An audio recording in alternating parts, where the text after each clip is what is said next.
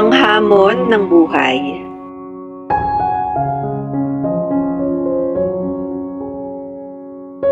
May isang lalaki ang naglalakad at hindi niya alam kung saan siya tutungo.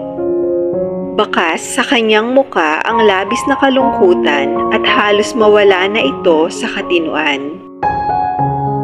Naglalaro sa kanyang isip ang planong wakasan na lamang ang kanyang buhay. Pakiramdam niya ay hindi na matapos-tapos ang kanyang mga suliranin at mga pasanin. Problema sa trabaho, pamilya, pag-ibig at sa iba pang mga bagay-bagay. Nais niyang takasan ang lahat ng iyon at ang tanging naisip niyang paraan ay ang magpakamatay na lamang. Habang siya ay naglalakad, ay narating niya ang isang tulay at doon niya naisip na tapusin ang kanyang buhay sa pamamagitan ng pagtalon sa napakalalim na tulay na iyon. Ilang sandali pa ay mayroong lumapit na dalawang batang pulubi upang manghingi ng kaunting tulong. Nagmamakaawang nagsalita ang bata.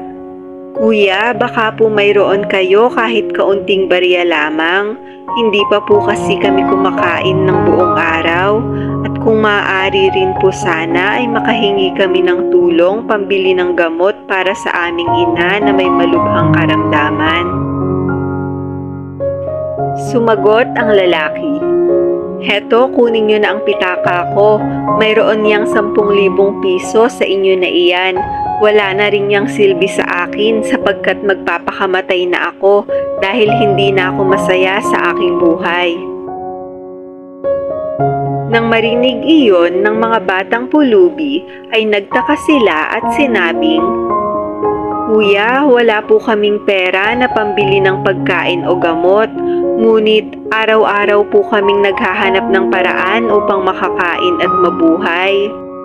Samantalang kayo po ay mayroong 10,000 piso, di ba po ay napakaraming pagkain na ang kayang bilhin nun?" Natigilan ang lalaki at nag-isip.